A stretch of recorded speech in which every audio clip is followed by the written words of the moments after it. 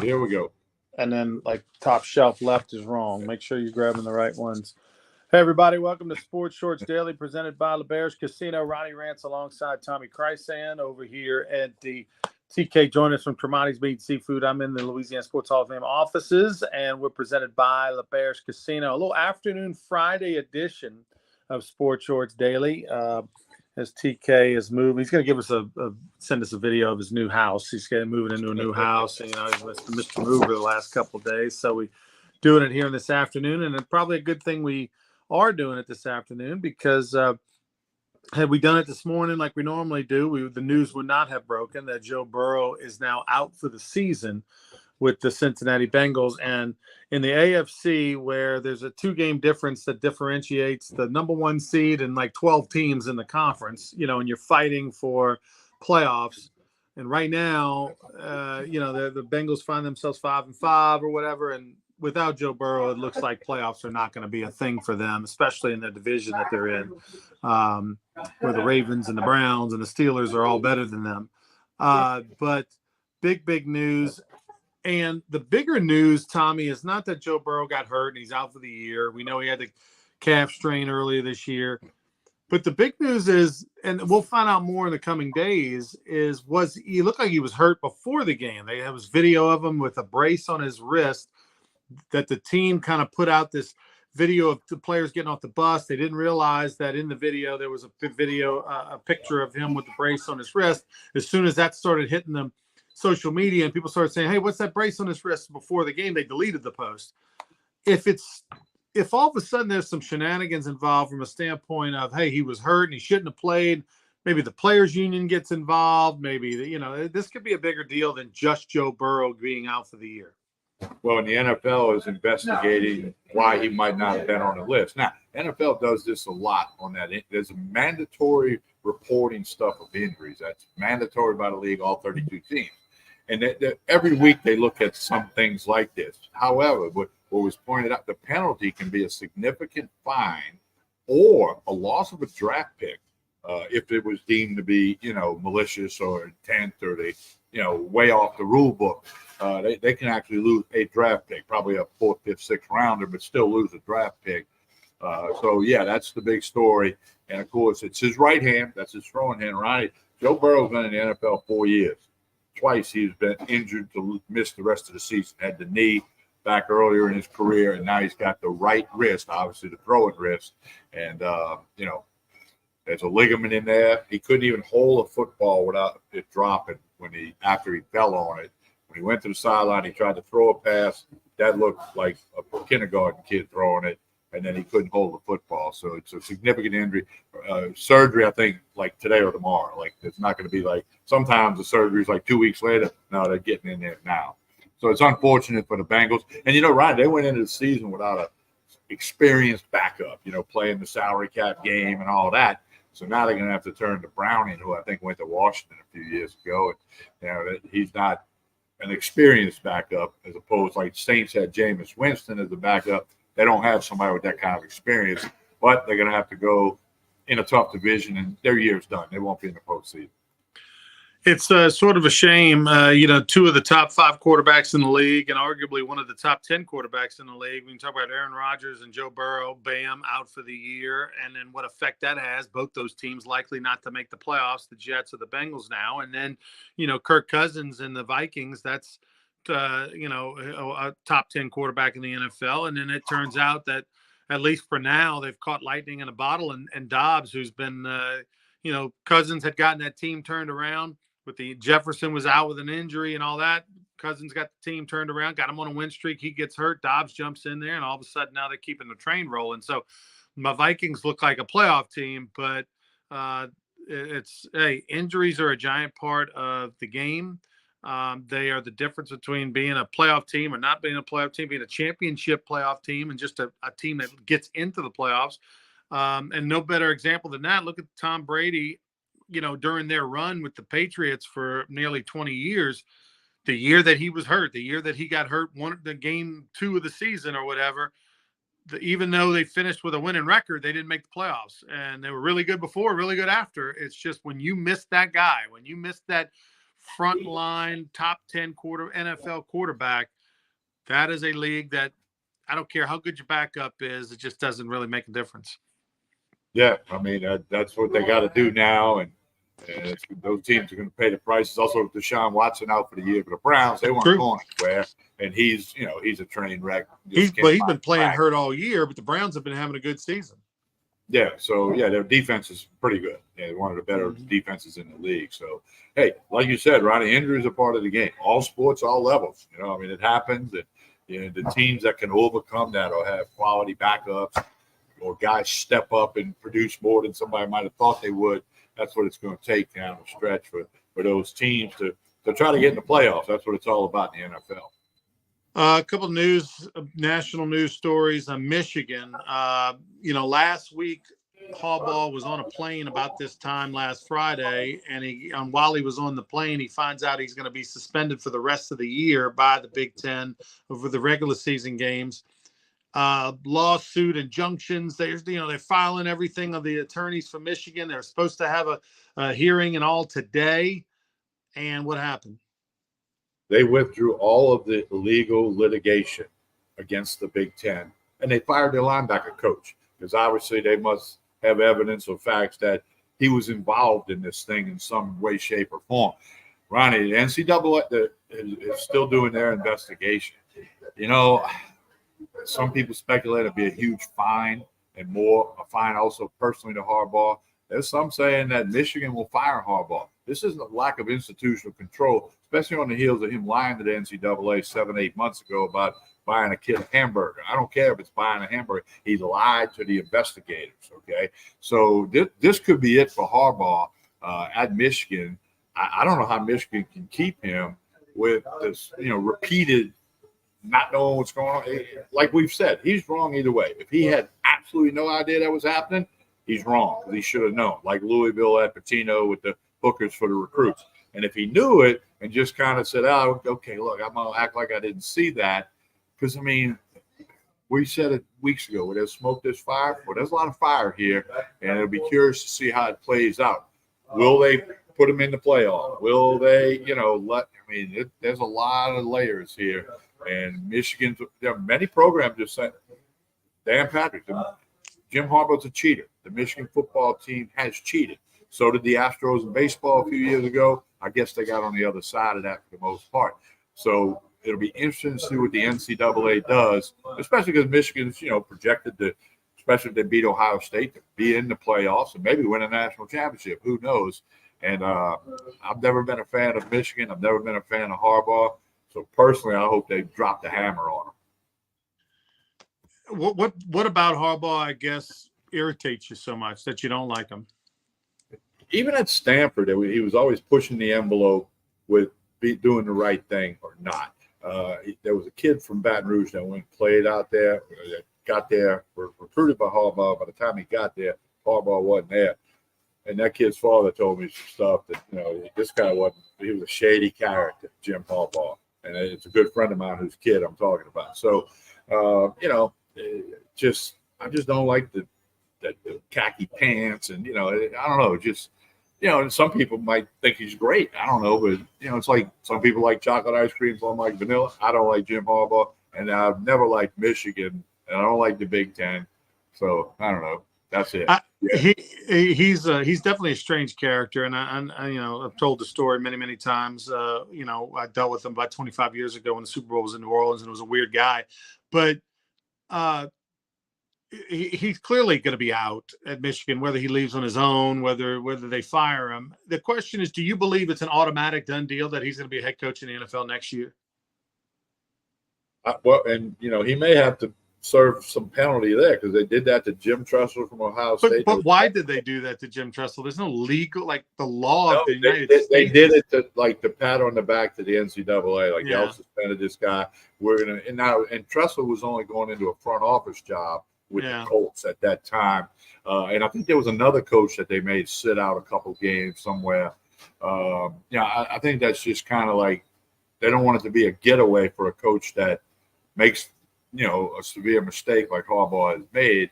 Okay, well, but Pete Carroll, same thing at USC. As soon as all them sanctions were getting ready to come down, he went to the NFL. And then that's when the Bush Heisman Trophy was taken away, and all of that stuff got proven to be, accurate. And there's been a few other coaches that left because they knew stuff was coming down the pipe, against the NCAA. I gotta believe Harbaugh gets a job in the NFL right away. He's a Super Bowl coach. Head coach job? Yeah. Yeah. I mean, he took a team to the Super Bowl with Colin Kaepernick at quarterback. He won the whole time he was in the league.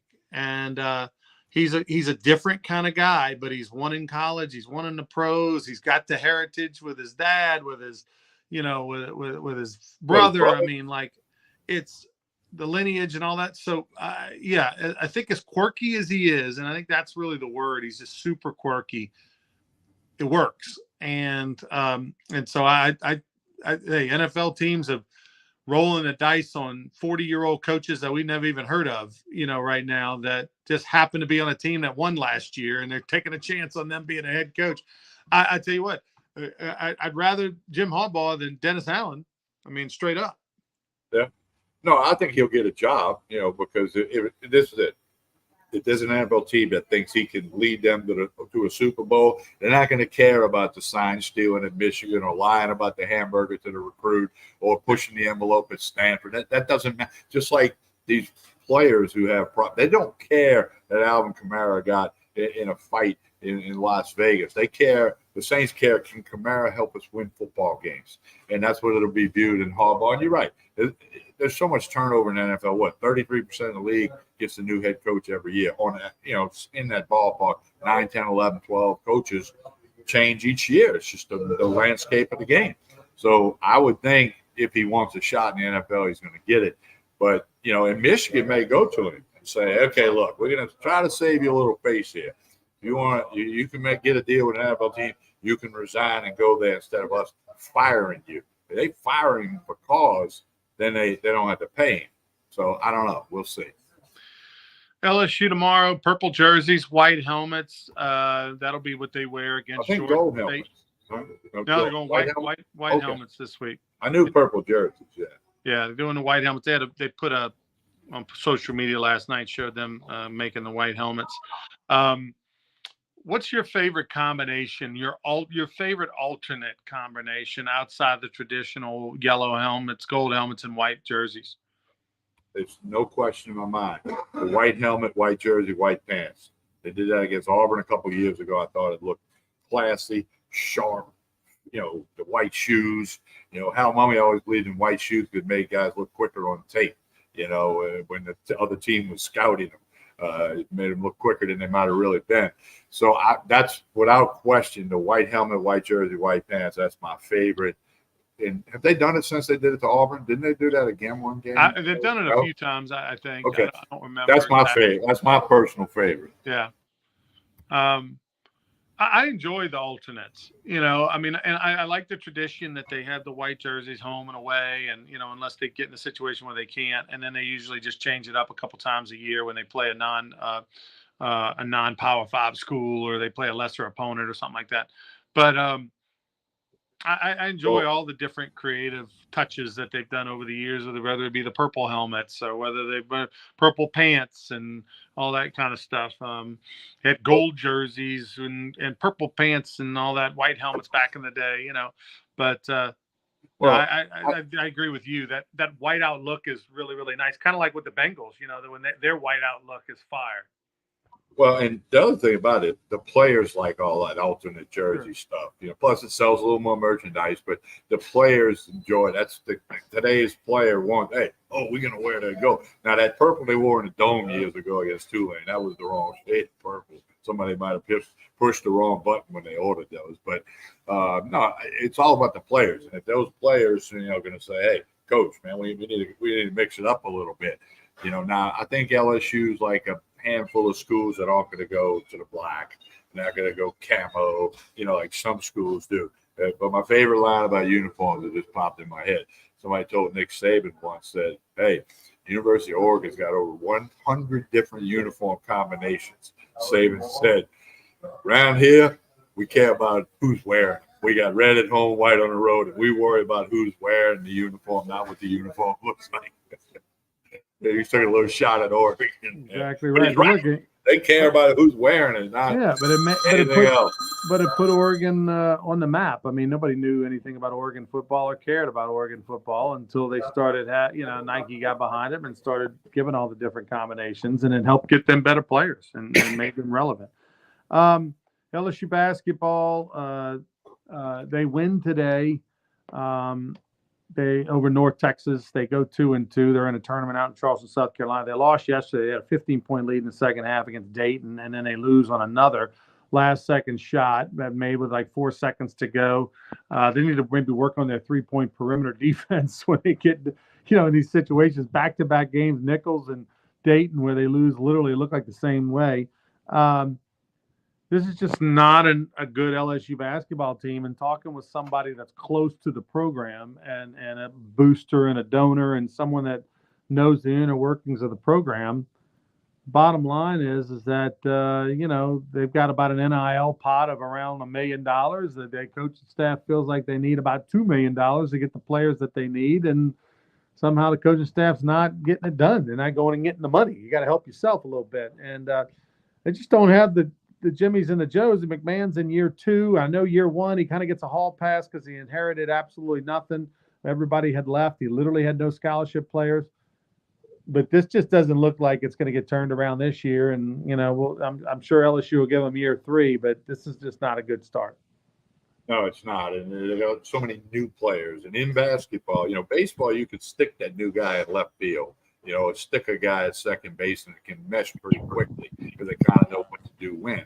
Basketball is a little bit different with, when you got 5 pieces to the puzzle and you put 5 of them that don't know, that quarter wedge thing of each other. It takes a little time for that to happen. And, the other teams aren't going to feel sorry for LSU. They're gonna lay it on them. I think it'll be a long SEC season for the Tigers.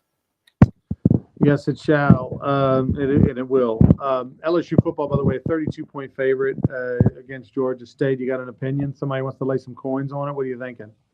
I already laid some coins when it was 31. It's going to be like 62 nuts off you, okay?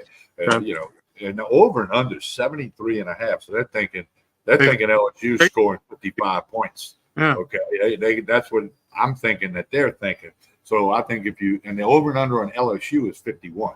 I bet LSU minus 31. I bet the LSU team total to be over 51. Using some of my free bets at ESPN Bet, right? The new part of the LeBears Casino and Hotel, the ESPN Bet. So I threw some coins on those two things already. Yeah, you right now you get a $200 credit if you download the app and you're a new customer. Well, it's actually 4 $50 bets, so it's not 200. You can make 4 $50 little wagers for free. It's not. You can't put 200 on LSU minus the points. So that's where it's at. So some football games tonight. One of interest because believe it or not, it doesn't matter. It's still one of the more watched teams in the league in the country. The ratings are still great, even though Colorado finds themselves 4-5 on the season, or 4-6. Are they 4-6? 4-6 on the season. They have to win their last 2 games in order to be bowl eligible. That's probably not going to happen, but it won't happen if they don't win tonight. They take on Washington State, a team that's trending in the wrong direction. They got off to a good start. They've lost 5 or 6 in a row. Colorado finds themselves only a 4-point dog. Are they at home tonight, or are they on the road? It's in Washington State in Pullman. So we get a chance to see. I tell you, I'm super intrigued at what the offseason is going to look like for Colorado.